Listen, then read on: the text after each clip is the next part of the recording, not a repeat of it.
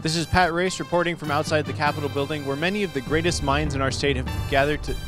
Lou, what do you... where many of the greatest minds in our state have gathered together today to debate and... damn it, Lou.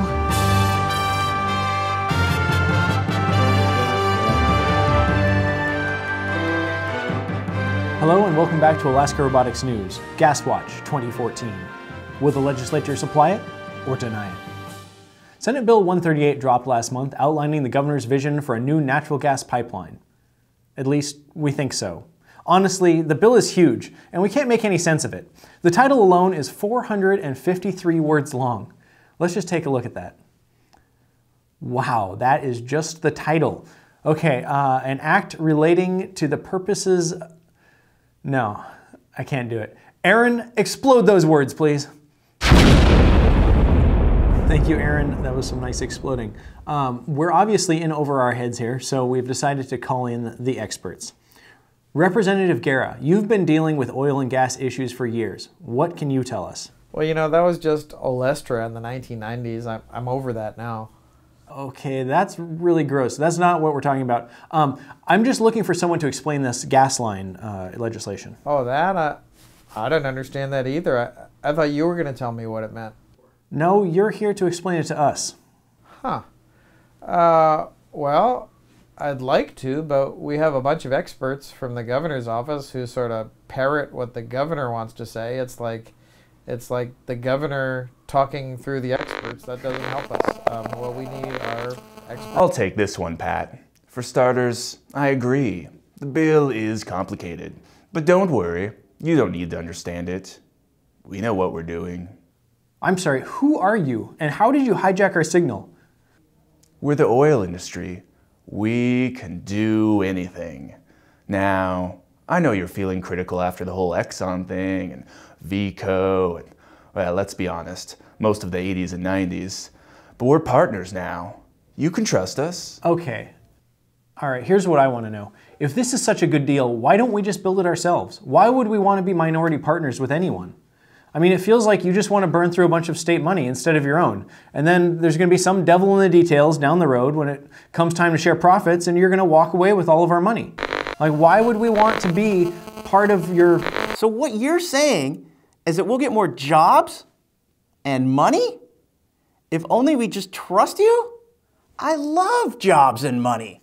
Yes, Pat.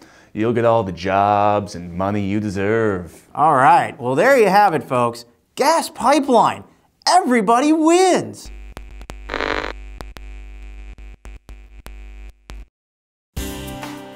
Alaskans work hard and we take care of each other. We especially take care of those who were employed by the state prior to July of 1986.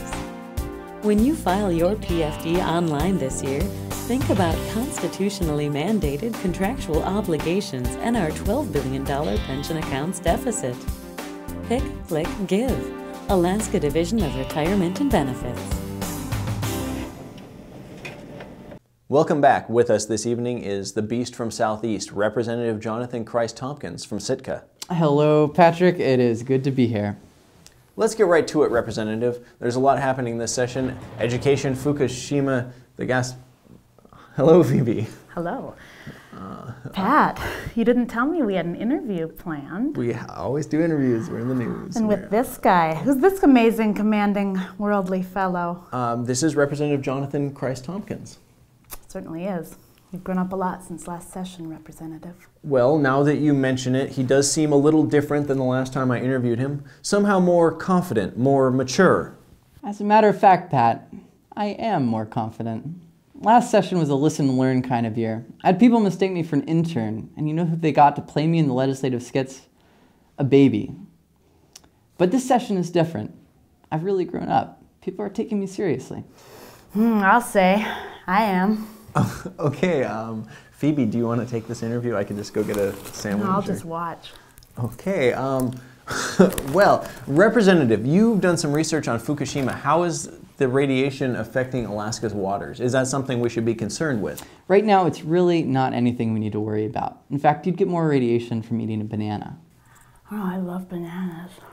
Okay, wow, Phoebe, totally inappropriate. We're just going to go to a quick commercial break. We'll be right back after these messages. Phoebe, you can't be doing that when we have a guy on the mom.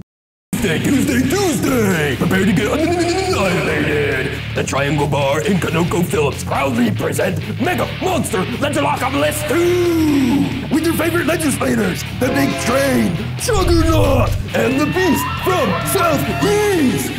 Also including Tricky Machicky. Don't miss the second annual Barbecue Tweaking Cook-Off! And for the first time ever from the distant past, the legendary Shenaldosaurus, a transforming machine of prehistoric bill-passing destruction!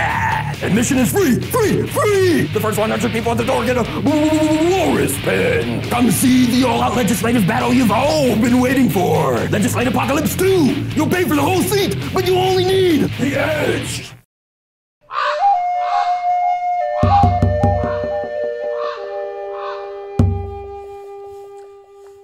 Welcome to Rural Beat, where we explore the lives of our friends and neighbors in rural Alaska. Today we travel to Petersburg to honor the legacy of Alaska's civil rights leader, Elizabeth Petersburg.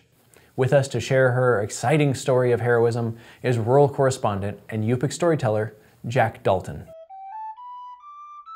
Petersburg is a quaint coastal fishing village with proud ties to the Scandinavian traditions of seafaring and colonialist expansion.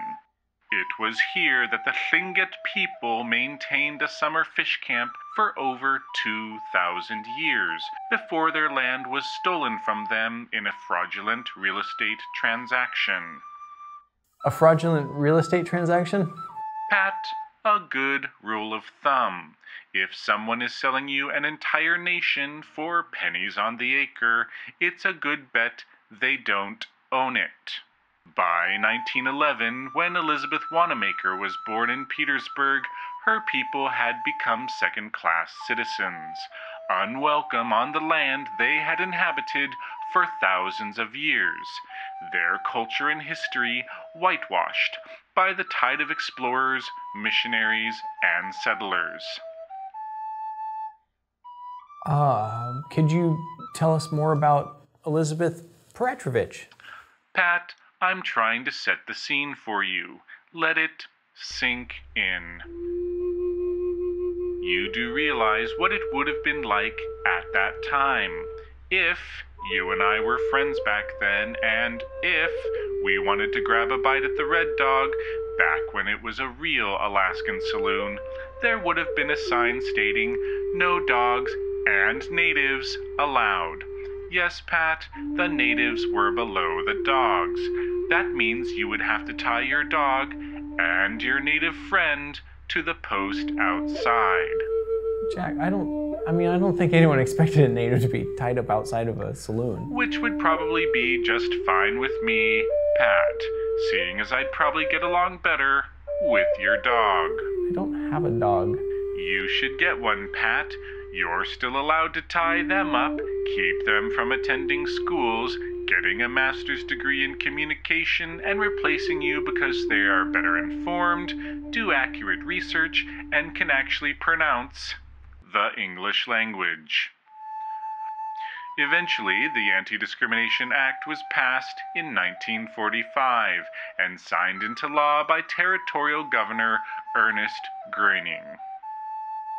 Okay, but you didn't really talk about Elizabeth Petersburg and her amazing story. I mean, maybe you could tell us a little bit more about her role in all of this. If you don't already know the full story of Elizabeth Petersburg, how can you possibly call yourself an Alaskan, Pat? In 1988, the Alaska State Legislature named February 16th Elizabeth Petersburg Day, in recognition of her courageous, unceasing efforts to eliminate discrimination and bring about equal rights for all Alaskans. Except the gays. Reporting from Ganti Yaxidi Tlingit Ani, this is Jack Dalton. Doichlu. Okay, Jack Dalton reporting from Petersburg, and we'll be right back after these messages. Thank you for joining us.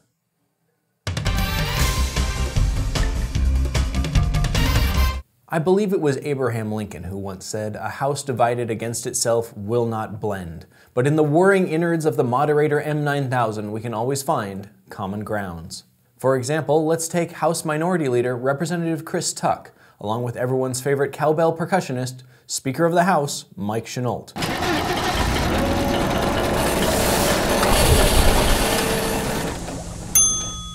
Meet Representative Chinook. No games, no theatrics, just hard-working Alaskans working hard for Alaska. Now that's the foundation of a solid House. And what about the Senate? We're all familiar with Senate Minority Leader Hollis French and his uphill battles against the Chuggernaut, Senate President Charlie Huggins.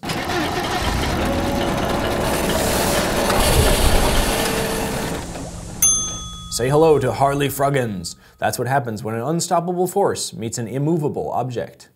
As always, feel free to contact us at hotnewstipsforyou@alaskarobotics.com. Thanks for watching and have a great night.